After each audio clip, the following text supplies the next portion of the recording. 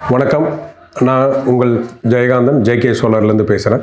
உங்களுக்கு இந்த நெட் மீட்டரிங்கில் பற்றி, சோலார் எப்படி ப்ரொடக்ஷன் ஆகுது, ஒரு நாளைக்கு எவ்வளோ ப்ரொடக்ஷன் ஆகுது, மாதத்துக்கு எவ்வளோ ப்ரொடக்ஷன் ஆகுது, அதை பற்றியான ஒரு சின்ன உங்களுடைய சந்தேகத்தை நிவர்த்தி பண்ணுறதுக்காக தான் இந்த ஒரு காணொளி.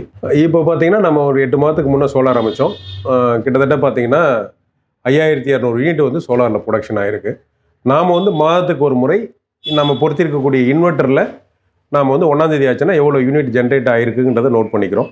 அதே நேரத்தில் வந்து நாம் வந்து நெட் மீட்டரில் இபி கொடுத்துருக்காங்க இல்லையா, அந்த நெட் மீட்டரில் வந்து நாம் வந்து எவ்வளோ யூனிட்டு இம்போர்ட் பண்ணியிருக்கோம், இபிலேருந்து எவ்வளோ யூனிட் எடுத்திருக்கோங்கிறத நோட் பண்ணிக்கணும்.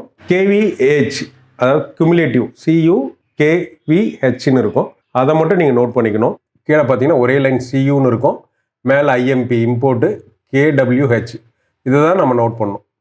ஸோ 5405 யூனிட் வந்து நாம் வந்து இபிலேருந்து எடுத்துருக்குறோம்.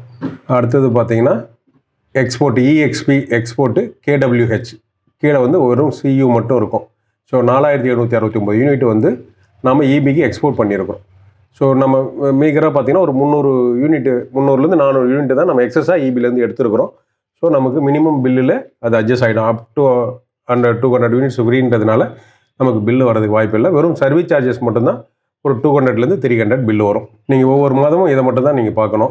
நாம் இபிக்கு எவ்வளோ எக்ஸ்போர்ட் பண்ணிக்கிறது நோட் பண்ணிங்கன்னா, ஒவ்வொரு மாதம் 2 மாதத்துக்கு ஒரு முறை வந்து அவங்க கணக்கீடு செய்யும்போது நம்மளுடைய அளவும் அவங்க எழுதக்கூடிய அளவும் ஓரளவுக்கு மேட்சாக இருக்கிற மாதிரி நம்ம சரி பார்த்தோன்னா இந்த பில்லு வரக்கூடிய சின்ன சின்ன பிரச்சனைகளை வந்து நம்ம தவிர்க்க முடியும்.